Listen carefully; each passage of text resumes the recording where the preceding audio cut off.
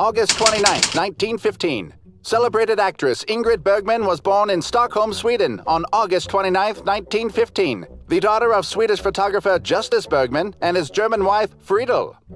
1918. Ingrid was much loved by her parents and had a most idyllic childhood until her mother died when she was barely 3 years old. 1929. Friedel's death was followed by the death of Ingrid's father in July of 1929, leaving her orphaned at age 14. Since all she ever had was her father, the loss was devastating to Ingrid. Over the next few years, she lived with various aunts and uncles. 1933. After getting a role as an extra in a local Swedish film, Ingrid was certain that she wanted to become an actress.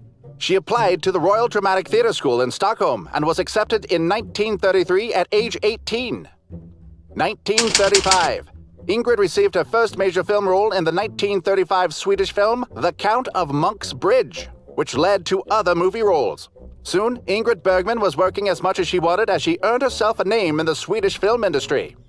1937. When Ingrid was 21 years old, she married her first husband, a Swedish physician named Petter Lindström. 1938.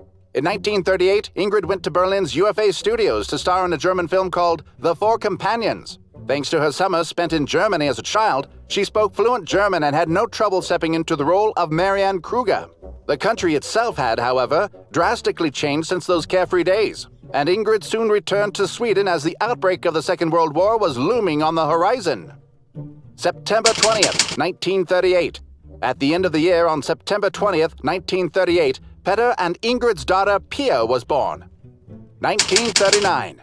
In 1939, Ingrid was approached by American movie mogul David O. Selznick to do a remake of her Swedish film Intermezzo. Leaving Petter and Pia in Sweden, she sailed to the United States, assuming she would be back as soon as filming for Intermezzo had wrapped up. Of course, she was to remain in Hollywood for many years to come. 1942. Ingrid's next big hit came in 1942 with her role as Ilsa in Casablanca. Casablanca won 3 Oscar awards in 1943 and is still considered one of the best films of all time. 1943. Casablanca was followed by For Whom the Bells Toll in 1943. It became the hit of the year, and Ingrid earned her first Oscar nomination for her portrayal of Maria, a young guerrilla fighter during the Spanish Civil War. 1944. In 1944, Ingrid filmed Gaslight, a psychological thriller that introduced the teenage Angela Lansbury in her first movie role as a scheming, murderous temptress. Gaslight was lauded upon its release in 1944 and was nominated for 7 Oscars, with Ingrid Bergman winning her first Academy Award for Best Actress. 1946. In 1946, Ingrid was cast in Alfred Hitchcock's thriller Notorious, opposite Cary Grant and Claude Rains.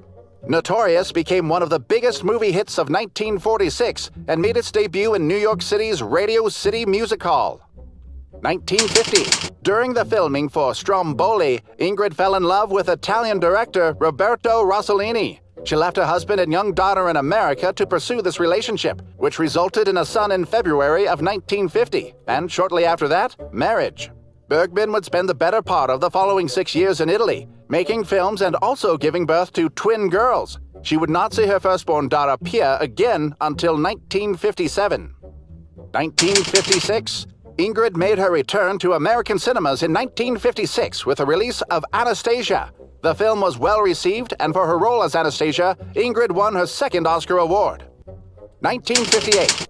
Following her separation from Rossellini in 1957, which resulted in a drawn-out custody battle for their 3 children, Ingrid married Swedish producer Lars Schmidt.